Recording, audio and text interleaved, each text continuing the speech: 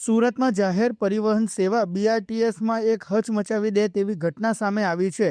શહેરના વાઈ જંકશનથી સુરત સ્ટેશન જઈ રહેલી બસમાં એક મહિલા પેસેન્જરે નજીવી બાબતે ઉશ્કેરાઈને બસના ડ્રાઈવર પર જીવલેણ હુમલો કર્યો હતો। આ હુમલામાં ડ્રાઈવર લોહીલુહાણ થયો હતો। ઉલ્લેખનીય છે કે બસ સ્ટેશન પર ઊભી રહેતા જ મહિલા બસમાં ચડી હતી। ત્યારબાદ ડ્રાઈવરનો કોલર પકડી પહેલા તો તમાચા માર્યા હતા અને ત્યારબાદ તેની પાસે રહેલો મોબાઈલ ડ્રાઈવરના માથા પર મારી દીધો હતો, જેથી તેને લોહી પણ નીકળવા લાગ્યું હતું। સુરત મ્યુનિસિપલ કોર્પોરેશન દ્વારા સંચાલિત બીઆરટીએસ બસ શુક્રવારે વાઈ જંકશનથી સુરત રેલવે સ્ટેશન પર જવા રવાના થઈ હતી। બસમાં સવાર એક મહિલા મુસાફરે અધવચ્ચે બસ થોભાવવા માટે ડ્રાઈવરને સૂચના આપી હતી।